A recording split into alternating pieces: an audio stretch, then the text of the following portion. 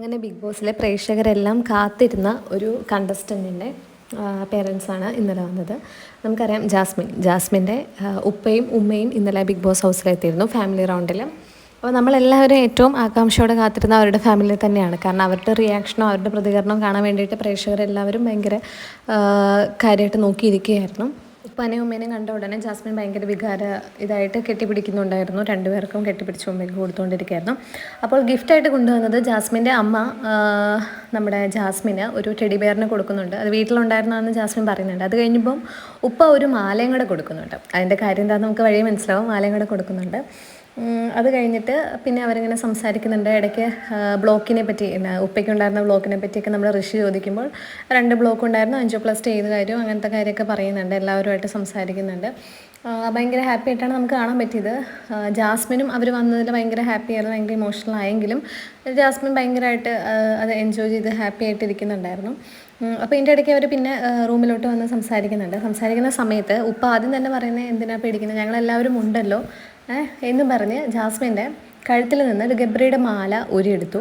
പിന്നെ ഗബ്രിയുടെ ഫോട്ടോ അവിടെ വെച്ചിരുന്നത് ഊരിയെടുത്തു. എന്നിട്ട് അപ്പോൾ ജാസ്മിൻ ആക്ച്വലി മാല കൊണ്ടുവന്നത് കഴുത്തിൽ കിടക്കുന്ന മാല ഊരി ഇതിടിക്കാനായിരുന്നു. പിന്നെ പുറത്തിറങ്ങുമ്പോഴും അച്ഛൻ ഉപ്പ ഇട്ട് കൊടുത്ത മാല വേണം ഇടാനെന്നാണ് ഉപ്പ പറഞ്ഞിരുന്നത്. അപ്പോൾ അതിൻ്റെ അർത്ഥം എന്ന് പറഞ്ഞാൽ ബാക്കിയെല്ലാം ഇവിടെ ഉപേക്ഷിച്ചിട്ട് വരണം എന്ന് തന്നെയാണ് ഉപ്പ ഉദ്ദേശിച്ചത്. അപ്പോൾ റൂമിൽ നിന്നും ഗബ്രിയുടെ ഫോട്ടോയും ഗബ്രിയുടെ മാലയും എടുത്ത് മാറ്റി ബിഗ് ബോസിൻ്റെ അടുത്ത് സ്റ്റോർ റൂം ഓപ്പൺ ആക്കി തരണം എന്ന് പറയുന്നു.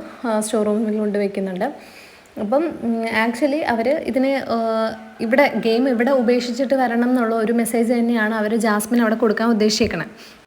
അവിടെ ജാസ്മിൻ്റെ ബെഡിൻ്റെ സൈഡിൽ തന്നെ ഫാമിലിയുടെ ഫോട്ടോ ഇരിപ്പുണ്ട്. അപ്പോൾ ഉപ്പയും അത്തയും അനിയനൊക്കെ ഉണ്ടല്ലോ, അവരെ നോക്കുക, എൻ്റെ അടുത്തെല്ലാം പറഞ്ഞാൽ മതി എന്ന് പറഞ്ഞ് ഉമ്മ ഭയങ്കരമായിട്ട് സമാധാനിപ്പിക്കുന്നുണ്ട്. അപ്പോൾ ജാസ്മിൻ പറയുന്നുണ്ട് എനിക്കിവിടെ ആകെ ഉണ്ടായിരുന്നൊരു കൂട്ടാണ്, അത് ആ സെൻസിൽ ആരും എടുക്കാത്തത് എന്താണെന്ന് ചോദിക്കുന്നുണ്ട്. അപ്പോൾ എല്ലാവരും ഉപ്പ അമ്മയും ഭയങ്കര സൗമ്യമായിട്ടാണ് പറയുന്നത്. അവർ പറയുന്നുണ്ട് ഞങ്ങൾ ആ സെൻസിൽ തന്നെയാണ് എടുത്തിരിക്കുന്നത്, പക്ഷെ മോളുടെ നല്ലതിന് വേണ്ടിയാണ് പറയുന്നത്. ഗെയിം ഇവിടെ ഉപേക്ഷിച്ചിട്ട് വരണം, അത് പുറത്ത് മോൾക്ക് വേറൊരു ഭാവിയുണ്ട് എന്ന് കറക്റ്റായിട്ട് പറഞ്ഞു കൊടുക്കുന്നുണ്ട്. നമുക്കറിയാം നമ്മൾ പ്രതീക്ഷിച്ച കാര്യം തന്നെയാണ്. ആ ഫോട്ടോ എടുത്ത് മാറ്റുമെന്നും ഈ പറയുന്ന ഒരു സൂചന കൊടുക്കും എന്നുള്ള കാര്യം നമുക്ക് മനസ്സിലായതാണ്. പുറത്ത് വരുമ്പോൾ ഒരു ലൈഫ് ഉള്ളതാണെന്നുള്ളത് മനസ്സിലാക്കണം എന്ന് പറഞ്ഞു കൊടുക്കും നമ്മൾ മനസ്സിലാക്കിയിരുന്ന കാര്യമാണ്.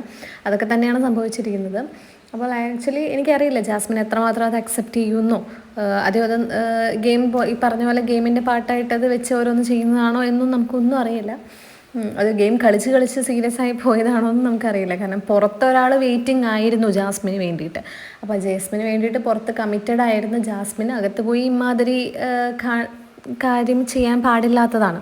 അപ്പോൾ അതവർ പറയുന്നുണ്ട് പുറത്തൊരു ഭാവി ഉള്ളതാണെന്നൊക്കെ. അങ്ങനെ ജാസ്മിൻ്റെ പേരൻസ് ജാസ്മിനെ മാക്സിമം മോട്ടിവേറ്റ് ചെയ്തിട്ട് ഒരു കുറ്റം പറയാത്ത രീതിയിൽ മോൾക്ക് പറഞ്ഞു കൊടുക്കുന്നുണ്ട്. അറിയില്ല ജാസ്മിൻ എത്രത്തോളം അത് അക്സെപ്റ്റ് ചെയ്യും. മാലയും ഗബ്രിയുടെ ഫോട്ടോയും ഗബ്രീനെ തന്നെ അതിൽ നിന്ന് മാറ്റുന്നുണ്ട്.